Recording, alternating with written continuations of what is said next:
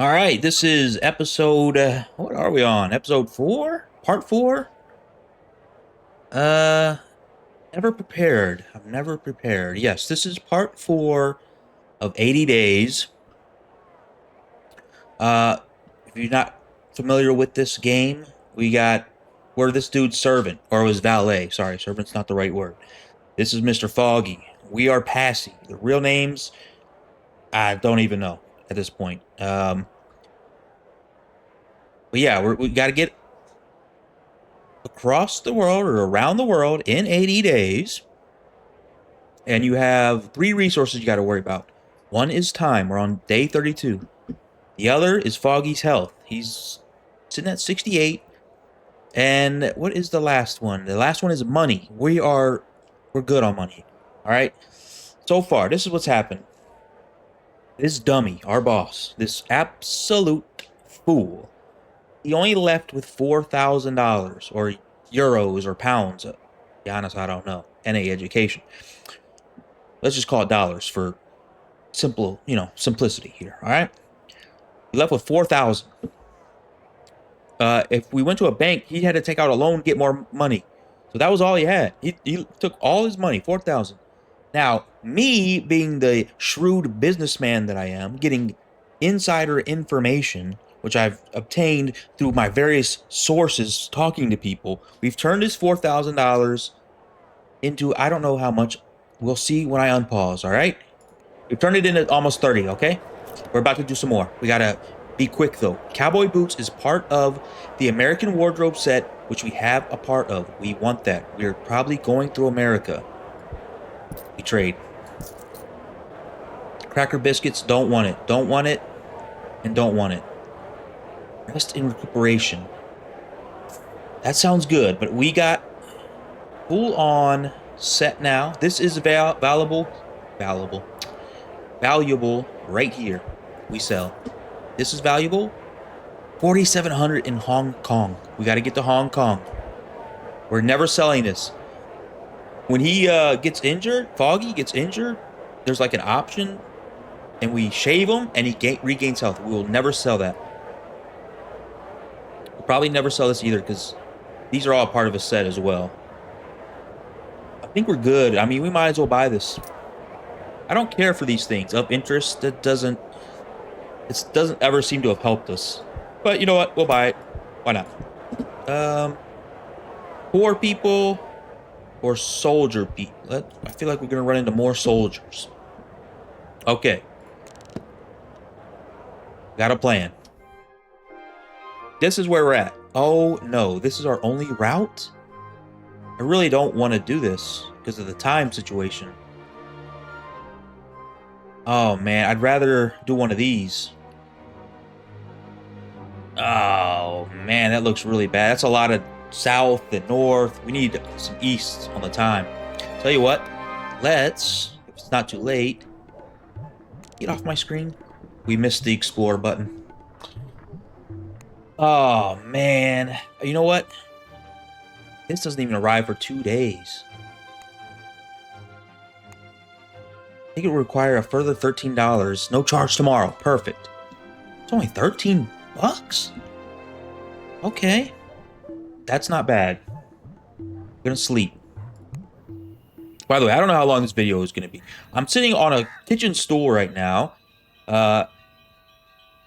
What happened, if it should be up. It should be uploaded by now. The stupid absconding Zot War game. I got mad when playing it. I leaned back in my chair, and my chair broke. It like snapped right at where the base meets the actual bottom of the chair. It just snapped when I played that game. So I'm currently sitting on a kitchen stool, kind of hunched over. I can't do this for long. It's probably gonna be like a 20-minute video, if that. Can't promise anything. All right. Also, if you're new to this series, a lot of reading. That's all we do. And they throw in words that you've never seen. Words that were invented in like 1500, 15 or 1600s. You've never seen them since that time. No one's ever said them since that time, and they'll throw them right up in here. Like it's normal. Like you're supposed to know the word. All right. Calcutta was an industrial city which had built its wealth on opium, textiles, and indigo, but there was not to say it was uncultured. Nothing compared. That's where we're from, you know? Not Foggy, me. Nothing compared to Paris, of course, so I steered clear of places of discussion out of homesickness for my homes of bustling cafes. I spent my time. We always got to take care of our dude. Look, he's healing up. Got to take care of him. Plying him with cups of tea and ensuring that he rested well. Yeah, he's from England.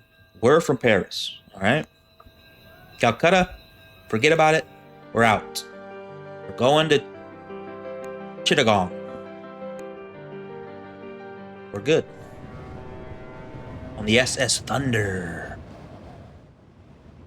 We boarded the SS Thunder of the Apgar shipping line on its way to Hong Kong via Singapore, but the smokestacks barely had time to steam off their morning dew before we were approaching Chittagong to pick up more laborers. We made a full stop amongst the mill of passengers. Disembarking, we spotted Captain Chalmers from Quetta, but he was too busy with his men to notice us. What? We hid? We're not hiding from nothing. We disembarked and made our way into town. I normally hit this, but I have to hit this. This is the reason we got to get new routes. That did not help us at all. We don't want to go north. Chittagong had been under British control for over 100 years, but still I felt the hostility of the Bengalis as they fetched our bags, served us tea, and smiled. Mr. Foggy remained characteristically ignorant of their anger. It had probably not occurred to him that his porters were even capable of such feelings. It was an odd sensation to be hated so impersonally, and so I pretended calm indifference to the heat of their eyes and the tamped-down rage nestled in the corners of their mouths. More prosaically, they tried to get us on that one. We had been instructed to visit the visa office. So I hired a mechanical palanquin, much like the one we had taken along the Grand Trunk Road, and I was quite happily enjoying the tour when a thundering explosion rocked the city to the west. The streets flooded with soldiers and citizens, rolling in an uneasy mass.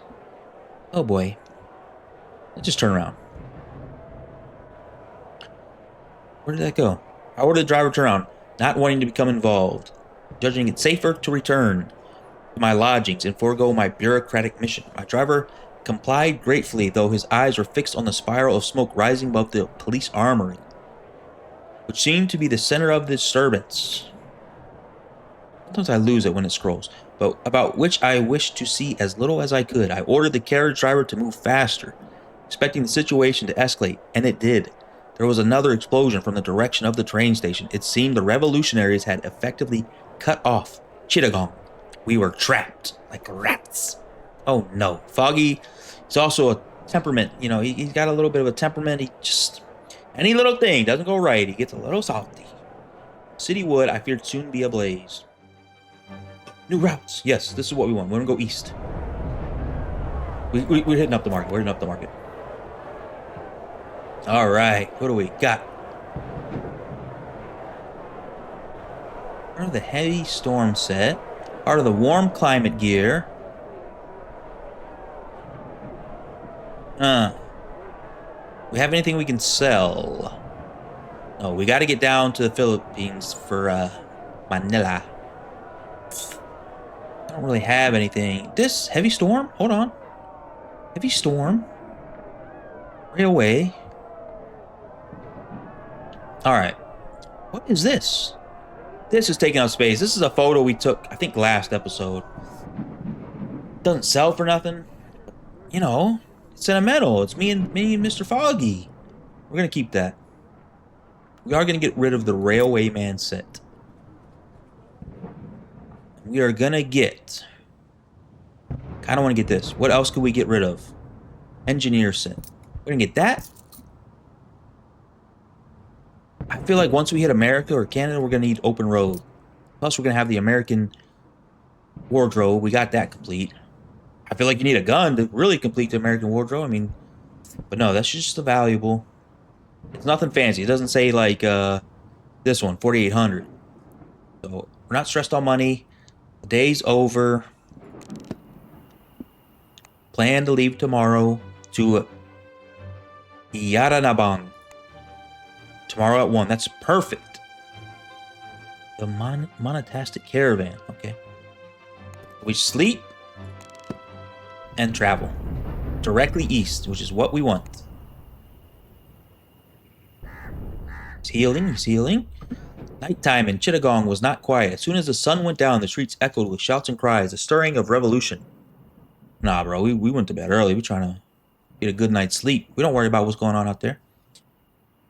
Panting that if we were to be murdered in our beds, there would be little I could do about it if I were deprived of sleep. Foggy lay down immediately, of course, declaring, "The British will keep control of the situation, I am certain." Had he forgotten this afternoon's events already? How could a gentleman's memory be so short? Get out of here. I think we need to hit the Pacific Ocean before day 40. Because then we still got to cross all of America, and then we got to cross all of the Atlantic. The British Army had closed down Chittagong's port and set up pickets which prevented travelers from leaving the city. Luckily for us, the colonial governor had made an exception for monks on their way to the Burmese royal capital of Ibadan for the 5th Buddhist Synod. This is where they're starting. They're starting to just come up with stuff.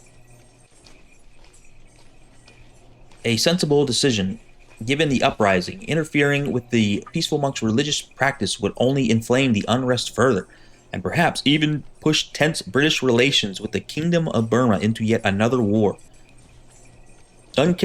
Uncharacteristically, it was my master, rather than I, who had convinced the monks to grant us passage with them. I confess myself surprised by the magnificence of their transport. A small fleet of carriages drawn by pairs of gilded leogriffs. Chintz. Is that a word? Is that a real word? Which belched steam from their jaws. I glanced at my master as we settled into our seats. "We travel in style," I remarked. A dry laugh interrupted whatever response Foggy was about to make as a Burmese monk of middle years climbed in. "The carriages were sent by the King of Burma. They do not belong to us," he explained. We began to jolt our way out of the city. "We own no material goods." "A very generous king," I remarked, being rather suspicious of kings in general and kingly generosity in particular. "He is," the monk agreed affably, then settled into meditative silence. And so, with such conversation, we left the burning town of Chittagong behind us. Let's get out of there. This is the one. We gotta hit that. Heels up. He loves it. The monks in our carriage began to chant in Sanskrit as the sun moved across the sky. I listened, captivated by the sound. It only fell quiet when our carriage drew to a halt in the royal city of Yadanaban, overlooked by the hill of Mandalay. We're back to full health. We got money. Only worried about time. I guess we have to sleep. We have no routes out of here. Yadanaban was thronged with Buddhist monks and believers who had flooded the city to attend the 5th Buddhist Synod. They meditated, and education, conversed and drank endless cups of tea in the many free travelers' shelters, zayats of the royal capital. I went looking for transportation. We got to get out of here. Locating a rack of chintz for hire outside. That's a what now? For hire outside one of the zayats. "Where do you head?" I asked, and the driver shrugged. "South or north?" "East, bro. East." "Where to?" "Hangzhou, Rangoon?" He shrugged. "Where do you want to go?" "London. Let's just get us the whole way." "Eat so," I replied and turned to leave when the smell of cooking distracted me. No. We don't pass up food. Let me just tell you that right now. I approached and fell into conversation with one of the cooks in a nearby zayat who was stirring a vast pot of glass noodles and chicken broth flavored with lime leaves and coconut. Oh my God, it sounds delicious. "How long have you been a cook?" "What makes you think I'm a cook?" She punctuated her question with a sharp jerk of her enormous metal ladle in her deft hands. It was likely more deadly than a broadsword. "Aren't you?" "Less of your sauce, young man." She put a hand on her hip and gave me a glare worthy of a schoolmistress. Little wonder, as she informed me quite tartly that she was indeed the head mistress of the local academy for young ladies who wished to better themselves. And what are you doing here? It is Dana. One of those is right. The spirit of, as the English would have it, volunteerism. She sighed heavily. Now, are you just going to stand there, or are you going to help me serve this meal? Of course, we'll help. We fed perhaps 50 monks and travelers over the next hour. It was hard labor, but at the end of it, I felt a true spirit of camaraderie. The cook gave me 2 bowls of flavorsome noodle broth as a reward, and I took them home to my master. A nourishing meal was not something to be turned down on our travels. That's what I was saying. I hate those options. Let's just leave. Just take one and go. Go to Rangoon. God, I hate both those options, man. We need to be going east, not direct north and south. We hired a chink driver to take us into Rangoon. The woman drove in silence, perhaps determined to maintain a professional relationship. Clearly, she had never encountered a passenger quite like Foggy before. He's already healed. Now we can yap. What you know about Rangoon, buddy? He thinks it's a beautiful, thriving city. What about Batvia? Rebels from the Sultan of Asi plague Batavia. What about Pangsao Pass? Well, there's neither hotel, bank, nor market. Great. Alright. We gotta go east. We gotta get to Hong Kong and we gotta get to Manila. We arrived without incident into Rangoon as the sun was setting.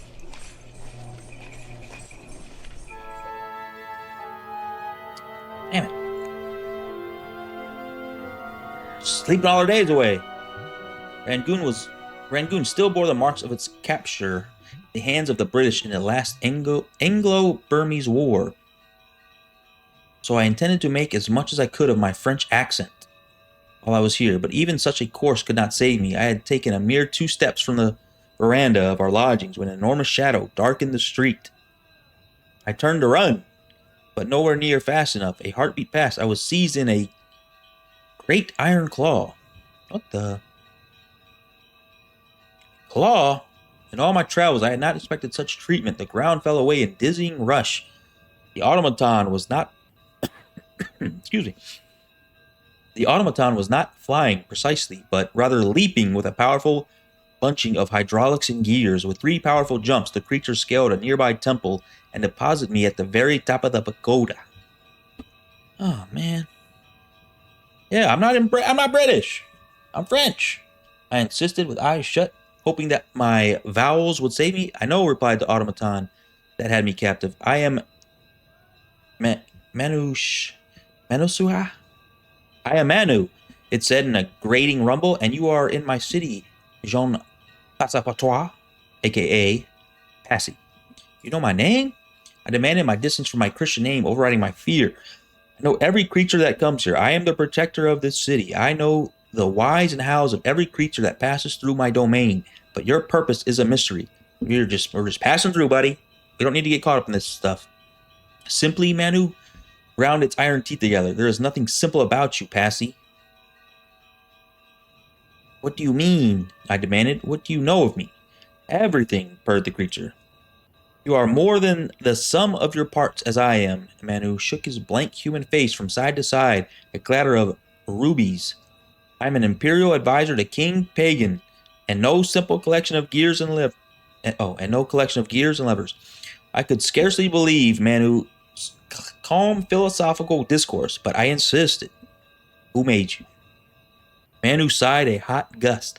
I was once a royal child's toy, a man-eating lion with cushioned teeth and emerald eyes, but there was some spark in my shard which allowed me to build, to create myself. I cannibalized the other toys in the imperial nursery. I bit and soldered and scratched myself into being. Oh, you are your own creator, I breathed. In horror, wonder. I do not rightly know. I have only just begun. Manu seemed to preen every inch, a feral lion wrapped around a combustion engine. Enjoy my city, Passy, but when you leave, you will go to Pangsao Pass. And do what? It seized me in its warm paw once more and leapt to the street in one heart-stopping bound. By the time I had finished shaking, Manu was gone, its last ambiguous words echoing in my head. I wondered how much of the kingdom of Burma's recent change of fortune could be ascribed to the protector of Rangoon. I tried to forget what I had seen as quickly as possible. Foggy would hardly believe me. After 2 minutes of walking, the whole thing seemed utterly fanciful. What do you mean we gotta go back all the way up? What do you mean? No, we gotta explore. We gotta hope for another route. Thank you. We're not going all the way back up. It's crazy. This is not much better. I retreated quickly. Back to where Foggy was waiting. Passy, he remarked with an asserting look. You look positively haggard. Thanks, buddy. We have time. We have time.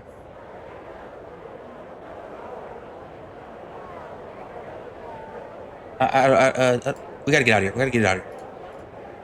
Get me out of here. Go.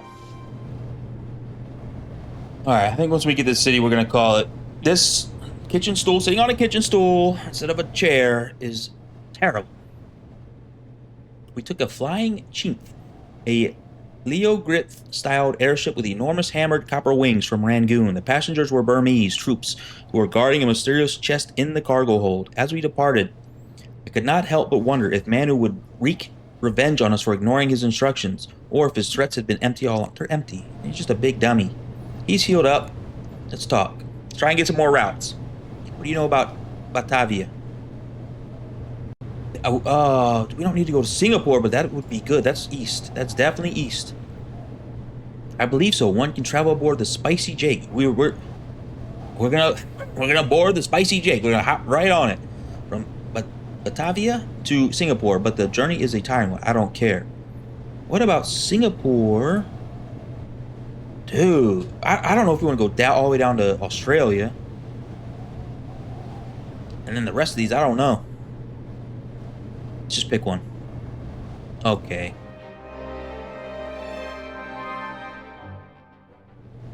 Wait, I thought Singapore was going to be up there. Oh, nerds. This is bad. Then we go there. I mean, it's a short trip back, but I hate going south, north, south. We need to be going this way. Wait a minute. Hawaii? Honolulu? We definitely didn't want to go down here. Yeah, there's no way. There's Port Moresby. We need to get to Manila. We need to get to Manila and Hong Kong, which Hong Kong's right... Where's Hong Kong? Somewhere around here. Am I tripping? Is Hong Kong... Oh, there it is. Okay. Okay, hold on now. Hear me out. We come down here. We go up to Singapore. We go to Hong Kong. We go to Manila. And then we're off. Then we go straight to Honolulu. And we're going to the States, baby. San Fran to Salt Lake, Cheyenne. Let's skip the,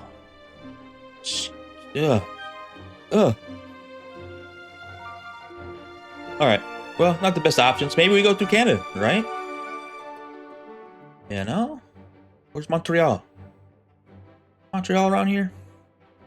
East Coast somewhere, right? Isn't that Newfoundland right there? Newfie? We can be a Newfie.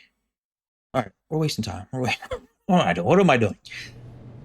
I engaged one of the operators in conversation. Are you being posted to Batavia? I cannot say it. I asked genially, trying to look comfortable, strapped into my seat on the exposed back of the automaton. No, said the second lieutenant. Why did I pick this? Now I have to read loquacious. I asked ironically. No, he replied again and turned away. Well, thankfully, I did not have to bear the silence for too long as we swooped over the magnificent vista of Batavia. Batavia. I just gotta pick one. Batavia. That's it. From now on, Batavia. You'll never hear me say another pronunciation of that word. It is Batavia. I think I just did that wrong. I saw why the Dutch called it. No. The chint began to swoop low, but not so low, towards the front, floating above the swamplands below, melting into haphazard settlements that stretched inland.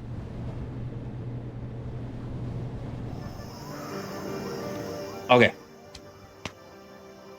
Calling it here.